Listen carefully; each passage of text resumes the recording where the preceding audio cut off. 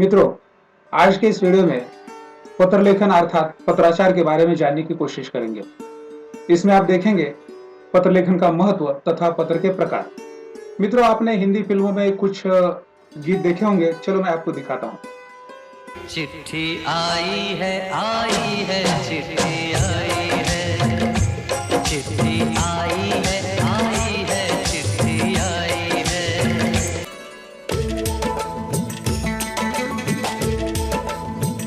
किसी दिलवाली ने किसी मतवाली ने हमें खत लिखा है, ये हमसे पूछा है। एक और गीत देखिए।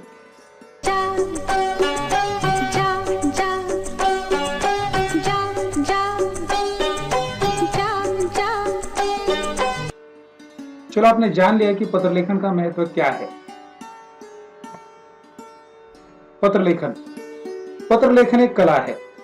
इसके लेखन कौशल के कारण सामने वाली व्यक्ति की उपस्थिति का आभास हो जाता है। प्राचीन काल में संपर्क स्थापित करने के लिए पत्र लेखन का उपयोग किया जाता था। एक राजा दूसरे राजा को पत्र के द्वारा ही अपनी बात सूचित करता था। उसका उत्तर भी पत्र के माध्यम से ही प्राप्त होता था। बताया जाता है कि इन पत्रों को पहुंचाने के लिए कबूतरों का सहारा लिया जाता था। उसके बाद दूतों के माध्यम से पत्र पहुंचाना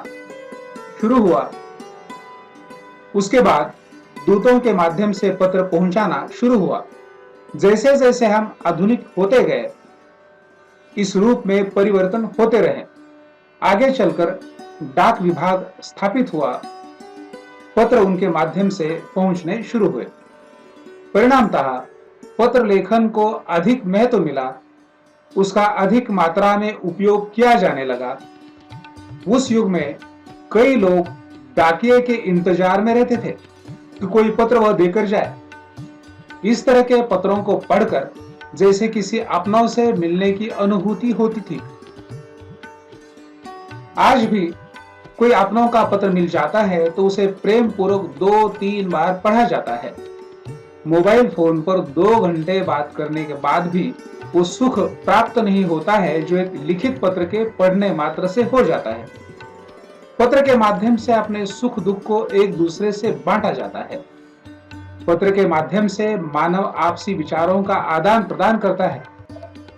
पत्र लेखन के माध्यम से ही अपनी मांगे प्रेम पूर्वक मान्य कराई जा सकती है। आप कहेंगे कि मोबाइल के युग में पत्र का क्या महत्व है। मोबाइल के माध्यम से एक दूसरे के सुख दुख का सीधा वार्तालाप हो सकता है। ऐसे में पत्र की आवश्यकता क्या है?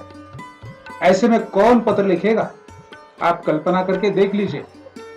आपकी नौकरी का आदेश मौखिक रूप से दिया जाए तो चलेगा क्या? आपके केवल कहने से आपके इलाके की गंदगी नगर निगम दूर करेगा क्या? आप वरिष्ठ अधिकारी हैं तो आपके केवल कहने से कनिष्ठ अधिकारी आपकी बात मानेगा? जब आप सोचने लगेंगे तो ऐसे अनेक प्रश्न आपके सम्मुख उपस्थित होंगे। तब आप मानोगे कि आज के जमाने में भी पत्र लेखन की आवश्यकता है। व्यक्तिगत पत्र लेखन में इस तकनीकी युग में जरूर कमी आई हो, लेकिन सामाजिक पत्र तथा सरकारी अर्ध सरकारी पत्रों की आवश्यकता आज भी कायम है। लिखित माध्यम होने के कारण पत्र पाने वाला पुनः पुनः उसे पढ़ सकता है। पत्र पढ़ते समय पत्र लेखक के बोलने की अनुभूति होती है। आज के युग की बात की जाए तो भ्रमण ध्वनि से संपर्क स्थापित करने की अपेक्षा लिखित पत्र के माध्यम से अपनी संवेदनाएं जब हम भेजते हैं तो अधिक प्रभाव स्थापित हो जाता है। खासकर औपचारिक पत्र इसलिए लिखे जाते हैं कि पत्र के रूप में सबूत हमारे पास हमेशा के लिए रहते हैं। कार्यालय में प्राप्त प्रत्येक पत्र का रिकॉर्ड रहता है। सरकारी अधिकारी कोई कार्यवाही तभी करता है जब कोई लिखित रूप से मांग की जाती है। इसलिए औपचारिक पत्रों की आवश्यकता निरंतर बनी हुई है। तो दूसरी ओर अनौपचारिक पत्रों में व्यक्तिगत पत्र प्राचीन काल की अपेक्षा आज बहुत कम मात्रा में लिखे जा रहे हैं। लेकिन सामाजिक पत्रों की आवश्यकता आज भी बनी हुई है। अब देखते हैं पत्र के प्रकार। पहला प्रकार है अनौपचारिक पत्र। इस तरह के पत्र पूरी तरह से व्यक्तिगत अथवा पारिवारिक होते हैं। इस तरह के पत्र परिवार या मित्रों के बीच लिखे जाते हैं। इन पत्रों में औपचारिकता नहीं होती है। अनौपचारिक पत्रों में एक तरह का अपनत्व और प्रेम होता है। इस तरह के पत्र अपनों के द्वारा अपनों के लिए ही लिखे जाते हैं। इस तरह के पत्र पुत्र द्वारा पिता को लिखे जाते हैं, माता द्वारा अपनी बेटी को लिखे जाते हैं, एक बहन द्वारा भाई को लिखे जाते हैं, पत्नी द्वारा पति को लिखे जाते हैं, एक शिष्य द्वारा अपने गुरु को लिखे जाते हैं, एक मित्र द्वारा अपने मित्र को लिखे जाते हैं।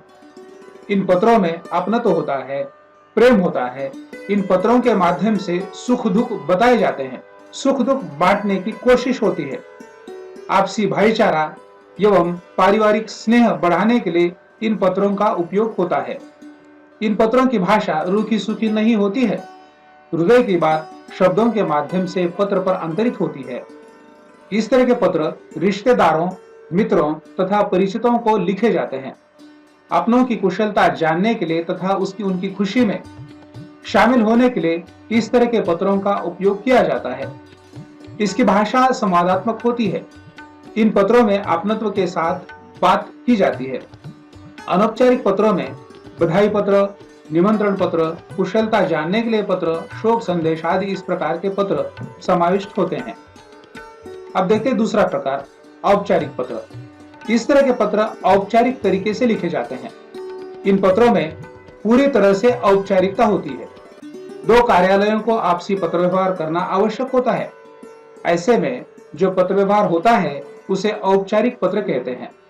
राज्य से केंद्र सरकार को, एक मंडल से दूसरे मंडल को, एक निकाय से दूसरे निकाय को, एक मंत्रालय से दूसरे मंत्रालय को, एक उच्च कार्यालय से अधीनस्थ कार्यालय को, केंद्र से राज्य सरकार को या दो कार्यालयों के बीच के पत्र व्यवहार को इस श्रेणी में रखा जाता है। इन पत्रों में केवल काम की बात होती है, ना कि सुख दुख की। एक कार्यालय से दूसरे कार्यालय को कुछ बताना है या सूचित करना है तो पत्र का ही सहारा लिया जाता है, इसलिए इसे कार्यालयीय पत्र भी कहते हैं। कार्यालयीय पत्रों के प्रकारों में सरकारी पत्र, अर्ध सरकारी पत्र, कार्यालयीय ज्ञापन, कार्यालय आदेश, परिपत्र, आवेदन पत्र आदि का समावेश होता है। अब देखते हैं पत्रों में संबोधन, अभिवादन और समापन सूचक शब्दों का प्रयोग किस तरह होता है। तो इससे पहले व्यक्तिगत पत्रों को देख लेते हैं। इसमें एक पिता जब पुत्र को पत्र लिखता है तो संबोधन का शब्द रहेगा प्रिय पुत्र, अभिवादन का शब्द रहेगा अनेक आशीर्वाद और समापन शब्द रहेगा तुम्हारा पिता, तुम्हारा शुभाकांक्षी। एक पिता अपनी पुत्री को पत्र लिखेगा तो संबोधन शब्द रहेगा प्रिय पुत्री, अभिवादन का शब्द रहेगा अनेक आशीर्वाद, समापन शब्द रहेगा तुम्हारा पिता, तुम्हारा शुभ चिंतक। एक पुत्री अपनी माता को पत्र लिखेगी तो संबोधन के शब्द रहेंगे आदरणीय माताजी, अभिवादन के शब्द रहेंगे सादर प्रणाम, समापन शब्द रहेगा आपकी आज्ञाकारी। एक पुत्र अपने पिता को पत्र लिखेगा तो संबोधन के शब्द रहेंगे आदरणीय पिताजी, श्रद्धेय पिताजी, अभिवादन के शब्द रहेंगे सादर चरण स्पर्श, समापन शब्द रहेगा आपका आज्ञाकारी पुत्र। एक छोटा भाई बड़े भाई को पत्र लिखेगा तो संबोधन का शब्द रहेगा प्रिय बंधुवर, अभिवादन का शब्द रहेगा सस्नेह नमस्कार, समापन शब्द रहेगा आपका आज्ञाकारी भाई। एक पति अपनी पत्नी को पत्र लिखेगा, संबोधन का शब्द रहेगा प्रिय प्रियतम, अभिवादन का शब्द रहेगा सादर प्रणाम, समापन शब्द रहेगा आपका हमसफर। एक पत्नी पति को पत्र लिखेगी, संबोधन का शब्द रहेगा प्रियवर, अभिवादन का शब्द सादर प्रणाम, समापन शब्द आपकी अर्धांगिनी या आपकी पत्नी। एक मित्र अपने मित्र को पत्र लिखेगा तो संबोधन का शब्द रहेगा प्रिय मित्र, अभिवादन के शब्द रहेंगे नमस्कार, समापन शब्द रहेंगे आपका प्रिय मित्र।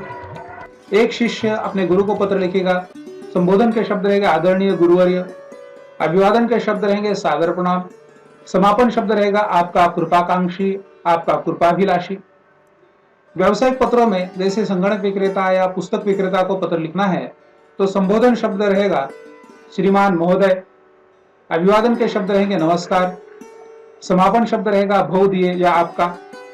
कार्यालयीन पत्रों में जैसे बैंक मैनेजर, कार्यालय अधीक्षक, केंद्राधिकारी, आकाशवाणी, दूरदर्शन आदि के अधिकारी, मुख्याधिकारी, नगर निगम के सचिव या अन्य सचिव, विभिन्न मंत्रालयों के अधिकारी, इनके लिए संबोधन के शब्द रहेंगे जैसे श्रीमान या श्रीमती, महोदय अथवा महोदया, मान्यवर। अभिवादन के शब्द रहेंगे नमस्कार और समापन शब्द रहेगा जैसे विनीत या भवदीय। अब देखते हैं अच्छे पत्र की विशेषताएं। सबसे पहली विशेषता है संक्षिप्तता। कोई भी पत्र अधिक विस्तार से नहीं लिखा जाता है। एक ही पृष्ठ पर पत्र की सामग्री सीमित रहे। एक ही पत्र में एक ही बात अनेक बार अनेक तरीके से नहीं कहनी चाहिए। कम शब्दों में अधिक आकर्षक ढंग से पत्र का आशय होना चाहिए। संक्षेप में लिखा पत्र ही अधिक श्रेष्ठ समझा जाता है। अगली विशेषता है सरलता।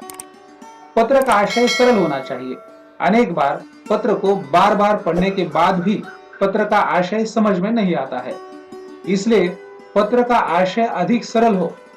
पत्र पाने वाले व्यक्ति को वह आसानी से समझ सके। अधिक बौद्धिकता का प्रयोग न करे। कठिन वाक्यों का प्रयोग भी न किया जाए। कठिनता की अपेक्षा सरलता का प्रयोग हो। अगली विशेषता है सहजता। पत्र पाने वाले व्यक्ति को पत्र अधिक सहज प्रतीत होना चाहिए। उसमें कुछ घुमा फिरा कर एक ही बात नहीं कहनी चाहिए। जो आशय है वो सहज होना चाहिए। अगली विशेषता है प्रभावशीलता। पत्र की प्रभावकारिता ही पत्र की सफलता का कारण हो सकती है। इसलिए भाषा, विचार, आशय आदि की दृष्टि से पत्र अधिक प्रभावशाली होना चाहिए। मित्रों, पत्र लेखन का यह वीडियो आपकी समझ में आया होगा। अगले वीडियो में अब हम देखेंगे पत्र के प्रकार। छात्रों, इसी तरह के अपने विश्वविद्यालय के पाठ्यक्रम, हिंदी प्रतियोगी परीक्षा तथा नेट सेट आदि परीक्षाओं के लिए उपयोगी वीडियो देखने के लिए इस चैनल को लाइक, शेयर और सब्सक्राइब करना न भूलें।